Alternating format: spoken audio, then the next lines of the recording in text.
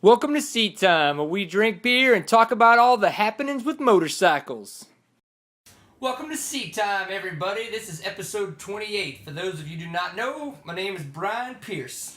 And I'm Jason Schmidt. Thank you for tuning in, kind web viewer. Little quick notes about the weekend before we get into the motorcycle-related news. Motor tickle? Friday night went to the Band of Horses Kings of Leon show that even if you're not in the Dallas area, you've probably heard about because Band of Horses was great. Kings of Leon decided to pull the plug a little bit early because somebody had a little bit of... Too much Gatorade? Yeah, I don't think it was Gatorade related. Yeah, they ended up... sounds like somebody's got a wee bit of a problem because they've canceled the rest of their U.S. tour. And it's one of those things, to be perfectly honest, I wanted to see Band of Horses, so... I wasn't real upset. I mean, I don't want anybody to drop dead or anything, but I was just like, meh.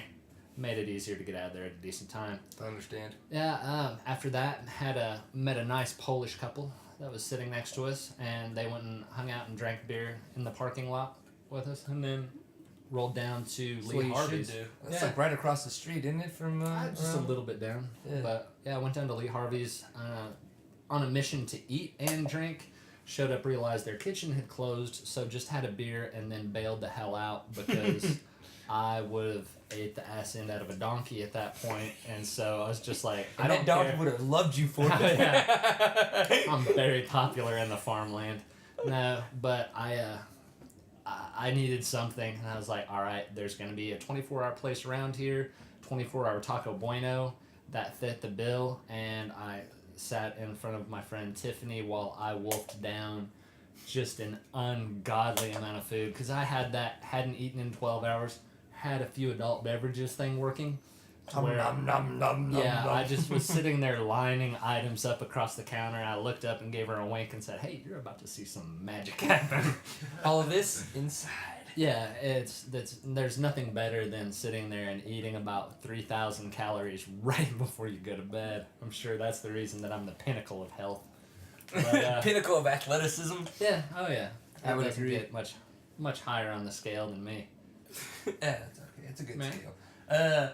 On Friday night, we came over to Jordan's and we made Jello shots for the boat party that we had on Saturday. That was actually a lot of fun, and I partook in stuff that I probably shouldn't have, and it was a good time. And my wife had to drive me home.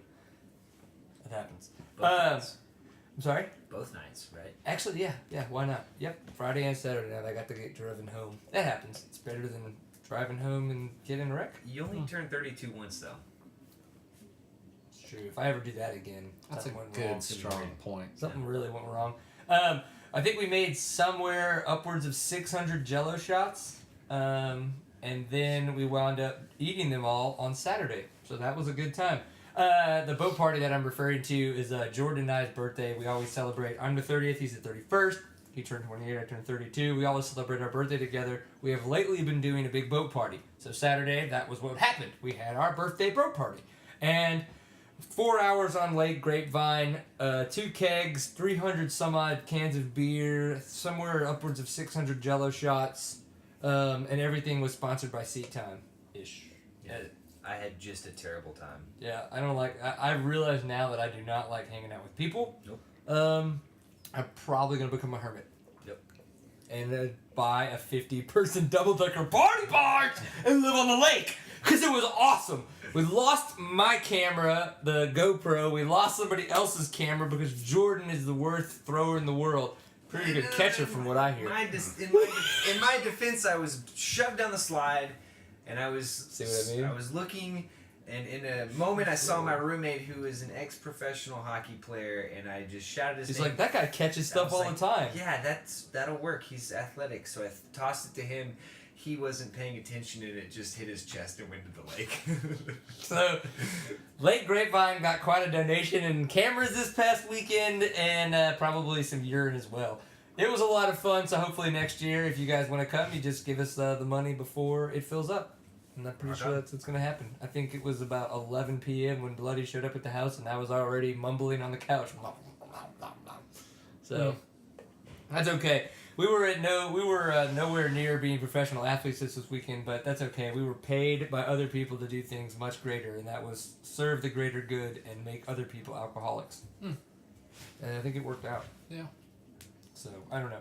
But some of the things that started, where they started on Thursday, were the X Games out in California, in LA Live. What do you think about the X Games this year? X Games 17? 17. X Games 17. Honestly, a little bit underwhelmed. Mm-hmm. The things I usually gravitate towards are BMX Park and BMX Park. Yeah. Now, I'll watch the vert stuff as well. I was bummed out a couple years back when they took out BMX Dirt and put in all the mega ramp stuff and all that, and I was like, wow, let's create a sport that no one outside of these 20 riders participates in. That's awesome. It's like, wow, the next one they're going to have unicorn wrestling or some shit like that. I mean, let's actually put in something that someone relates to. Yeah, exactly. But this year with the addition of Endurocross or Enduro X. Yes, let's rebrand. Yeah. It fit their X of everything. Yeah. Yeah. But that was really cool to see. It was definitely a highlight, I thought, for just Endurocross in general, and a very good way to cap off the whole weekend. Like, the fact that we had that as felt like I've raced quite a few Endurocrosses. He's been to quite a few of them with me, and watched me fall, watch other people fall. Like, I thought that was a really good way to cap off the weekend for guys like us. Yeah, and I like the fact that, like you said, it got that exposure for Endurocross where some of your casual fan types that just see that, that are flipping channels, they might have been, because it is so different from, I talked to people that saw it that don't normally, they wouldn't sit down and watch a motocross or a supercross or anything like that, but they were really engaged by that. I mean, I talked to chicks that were saying that, so maybe it's one of those things that'll help boost the popularity of the sport and maybe get Endurocross to start expanding the number of races they have each year and the locations, because I'd really like to have something down this way again. I agree. And they canceled the Guthrie race that we've had the past couple of years in a row here just north of us in Oklahoma, and that has been the one that we've typically traveled to, that I've raced at a couple of times, and it's always been a lot of fun. And for us, what I call Endurocross is the chaotic ballet, because of the fact that they're guys that are the top elite riders, but the thing is that there's so much just chance when it comes to Endurocross, because when you're on a rock and it moves, stuff can get weird. And that's obviously just one little challenge on the course. And it's so much fun to watch, because you get to watch everybody have so much trouble. Yeah, it's a sport where the top 5 names in it are still going to bust their ass. Yeah. And in a good way. Yeah.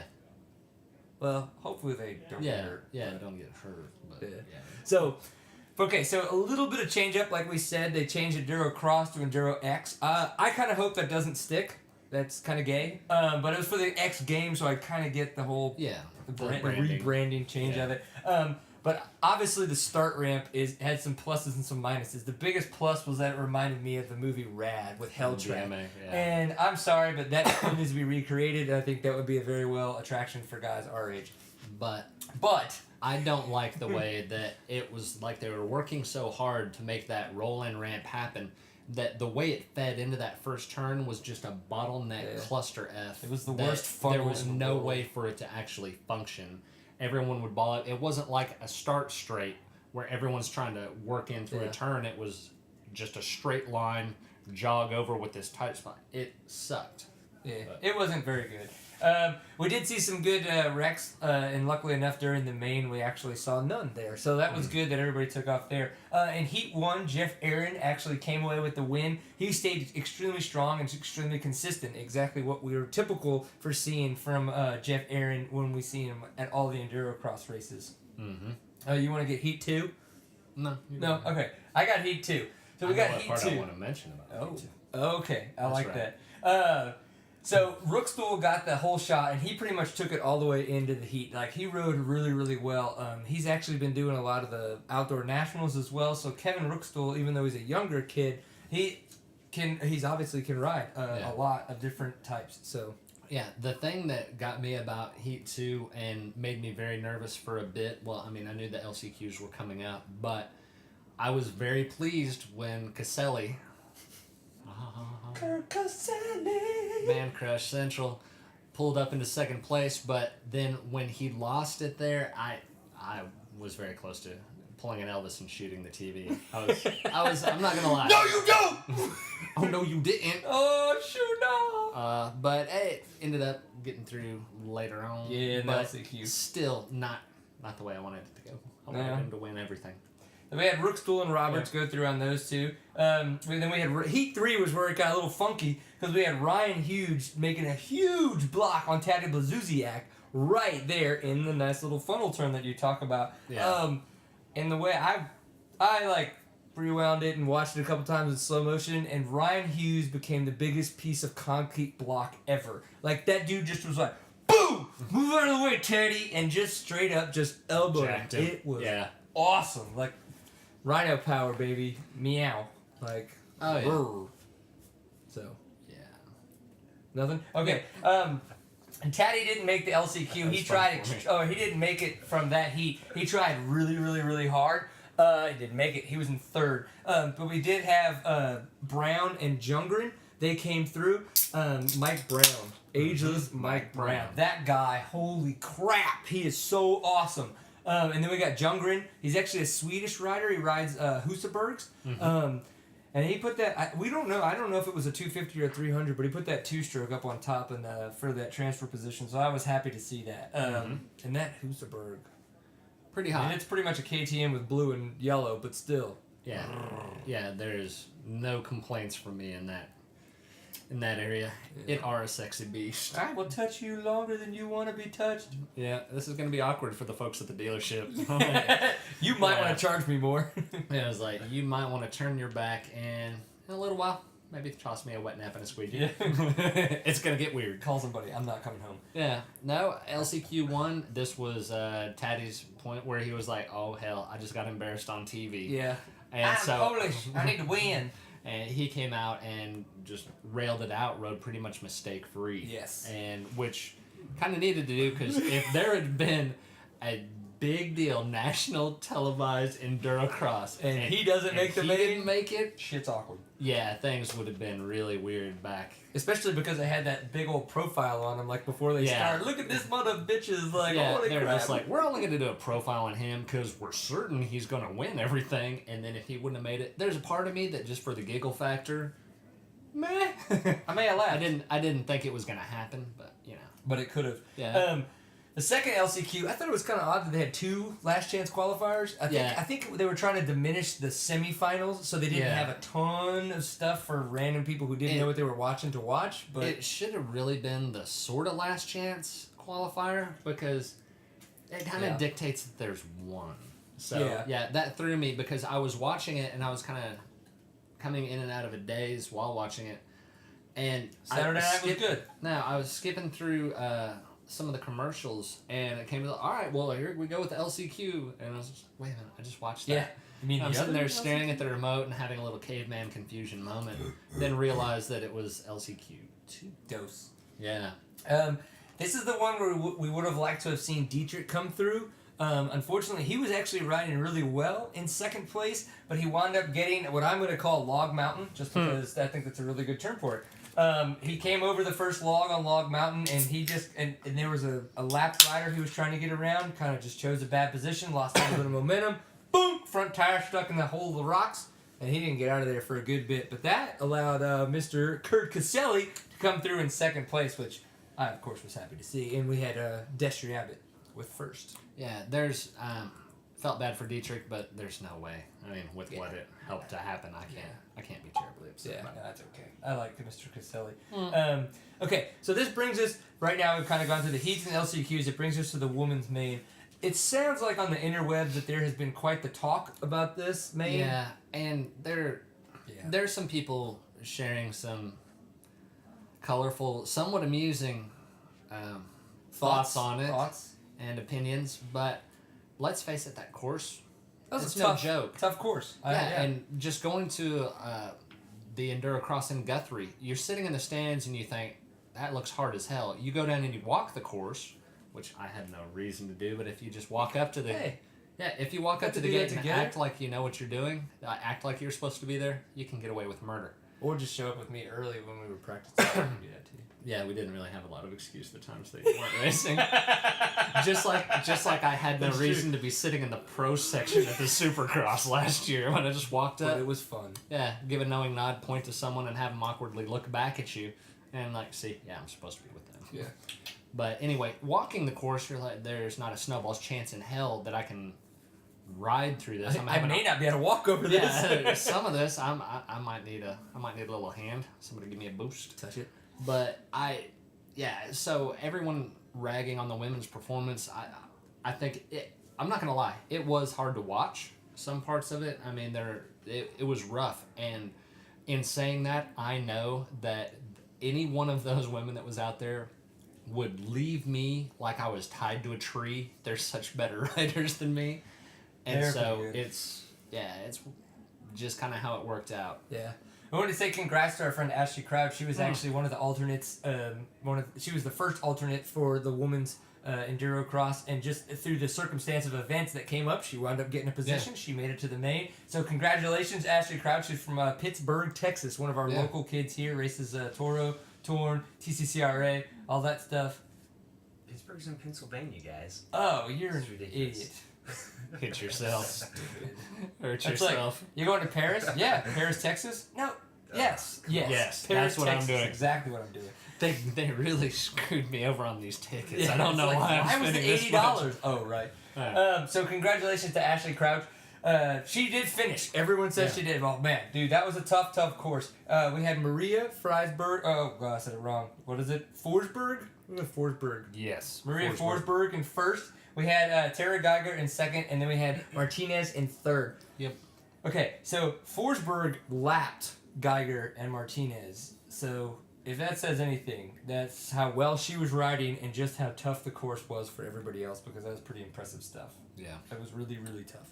Definitely so. I liked the way that Bash took her digger off of Log Mountain into another log and got up, got back on her bike, continued to keep riding, and if you watch when Forsberg is coming across the finish line, Bash is crashing again into the water hole right next to her. I was like, Bash, you need to change your last name because you're bashing the shit out of yourself. Yeah, it might just be a horrible karmic thing. A name change might be in order. You never know. Yeah, in the men's main, it was finally a different story without just a non-stop sea of crashing. Yeah, we didn't have the tunnel effect like you'd seen in all the heats and all the LCQs. As I said, like this really gave us a good picture of the chaotic ballet that I kind of was talking about earlier, because of the fact that we saw a lot of people making those small minor mistakes that turned into just the much bigger reactions and the way that things played out. And it was a very, very good main event, and I am so thankful that this was on not just live TV but in HD. Yeah. Because it made all the difference in the world. And like we said before, the thing I'm most thankful for is the exposure that it gave to Endurocross. It definitely makes me hope that in the near future that more Endurocross races will be covered and will be more concurrent with when they're actually raced. You know, sometimes with the GNCCs, everything's really far behind and you've got a couple weeks to wait. And I really hope that things like this, where an off-road series is getting more mainstream exposure, that this can bring, if maybe not live, at least more up-to-date coverage for those events. But what did we see? We saw Taddy Blazusiak do what he does best, man, and he won.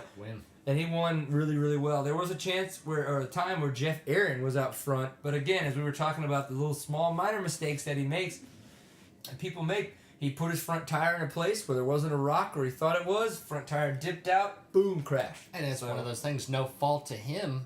Hell, the last time through there Course in that changes. line, there might have been a rock exactly where he placed that tire. It just, the way those courses are a living, breathing, moving thing. Yep. It gonna reach up and bite you. I think it's good to note that he was actually on a 350 KTM. He's typically a two-stroke rider, always on his either 250 or 300. And he was running a 350, and what did he do? He still won. So, I mean, that obviously says a lot about the guy and the KTM equipment that he can ride. Absolutely. And then his KTM counterpart, Mike Brown, finishing second. So, I mean, we've got the new Polish badass with the with the ageless Mike Brown. And then in Cirque du Soleil in third. yes, yeah, we got Justin Cirque du Soleil in third, on Kawasaki. So, and then Destry Abbott and Kurt Caselli to say about how much of men they are. They left this morning for the ISDE in Finland. Yeah, awesome. Yes, I want to shake Kurt Caselli's hand and never wash it again. Yeah, it's gonna be weird for everyone else, but yeah, it's okay. All right, so that's what went on at the X Games. We probably took a little bit too much time to cover that, but honestly, I really think that is very big for the sport. I thought it was a great race, and what happened, it couldn't describe the sport more. Honestly, like the way just the race took place. The other race that took place, though, was the National Enduro, the Rattlesnake National Enduro that happened in Cross Fork, Pennsylvania. Yep. Yeah, a little bit of change up in the leaderboards. When you think of off-road racing, it invariably, whether it's a local race, things like that, it's a sea of orange. Yeah, ready to race. Yeah, and there's a reason that happens, and there's a reason that they are able to not get giggled at when they give that title ready to race, because they are. Yeah. But this go round, it was Hoosberg. Yeah. So we had the top two positions on the podium. We had were two Husabergs. So Nick Fahringer, who won the last round, the Jack Pine Enduro, he won this one. And he said his main motivation for winning this race was to prove to people that his first overall win was not luck. Yeah. And it's one of those things I can absolutely see. You get that chip on your shoulder where people act like it's a fluke. And yeah, that's a good motivator. And probably making Mullins and Lafferty and everybody like, oh, hell. I hope he's calm now with that whole, you showed us you can win twice. How about you get back there? Yeah, seriously, I want to win again. And then we had, Michael Lafferty was in second, so we had both the two-stroke ride and Husaberg guys up in first and second, and then Charlie Mullins in third. We had Corey Buttrick in fourth, and then Russell Bobbitt in fifth. So that's kind of how the overall played out. Excuse me. It's kind of interesting because, we had so much of a commanding performance by Charlie Mullins, for so long last year.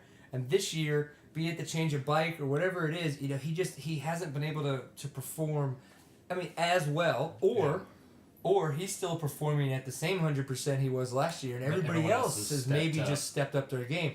And I would think you have to definitely say that with Nick Fahringer. Yeah. Whatever it is that he has either changed or just consistently kept the same, it is performing really, really well for him, and I congratulate him on his second overall win. It is a great thing to see. He actually didn't win the first test. He kind of had to kind of get his bearings straight, but once he did, he won 4 out of the 6 tests and just a commanding performance. So it was really, really good to see. Yeah, definitely. It's really going to take some monumentally off performances for Fahringer to jump up for the overall or anything along those lines. But it's third points now. Yeah, but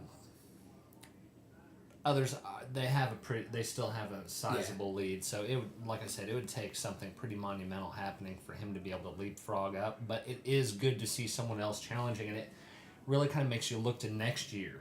To say that, okay, there'll be another big name in the hunt. Right. And that's a good thing to think about because of the fact that we really only have 2 more races left in the National Enduro Series right now. So Fahringer's in third. He's a handful of points down away from Bobbitt and Mullins, who are in first and second right now for their overall points.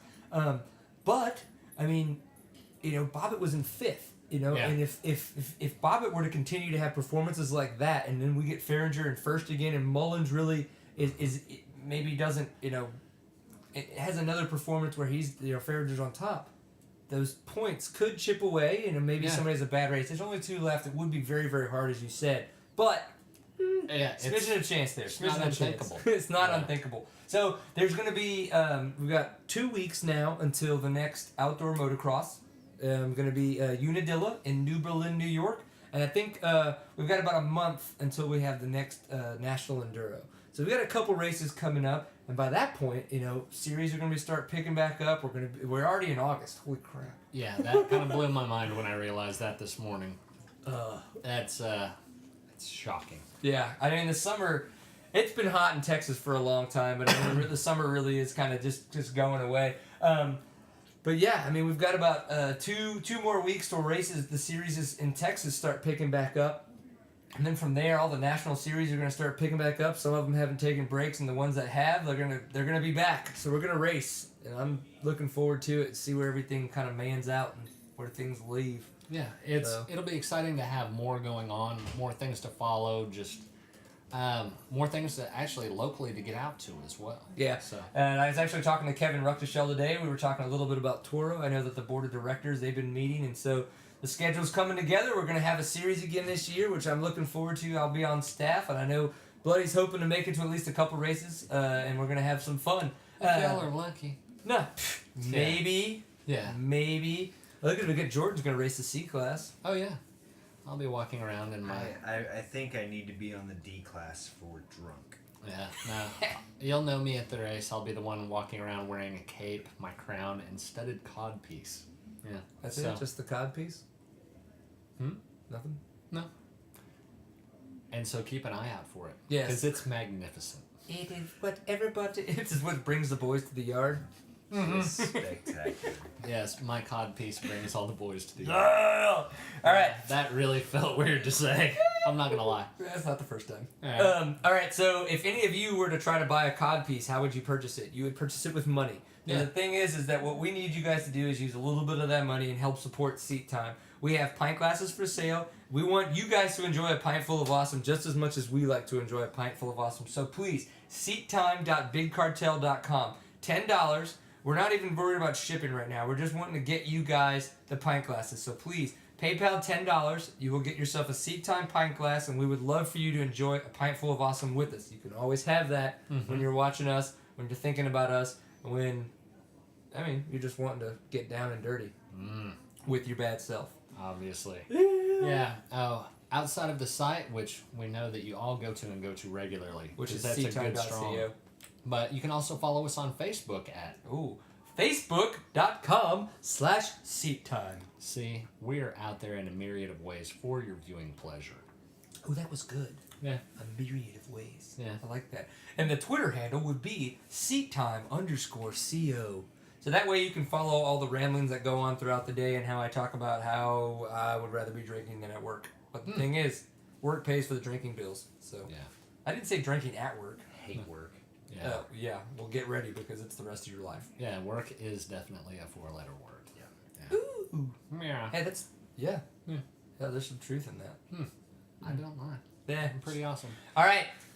Episode 28. X Games was awesome. I do kind of agree, a little bit underwhelming, but I thankfully had a very, very high end note. So that I'm thankful for. National Enduro Series is coming close to an end. Got some new names on top. I think that's pretty awesome. At the same time, we're going to have some national motocrosses coming up. Some of the series going to pick back up. So what we're going to look forward to, join a pint full of awesome.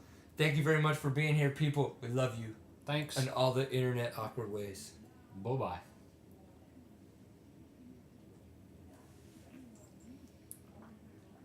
I'm sweating like a whore in church. My back is all water. Oh, God. Yeah, you need to get something that dangles more. Yeah, something pretty. Maybe I want something with my birthstone. You feel like a fucking good luck troll or whatever. Yeah, I need to tie it in. I'm thinking about getting my navel done too. Maybe something with a charm. Jordan's worried about the clap. I would be too. After Good weekend. Jordan had fun with a woman. I really hope that's not her.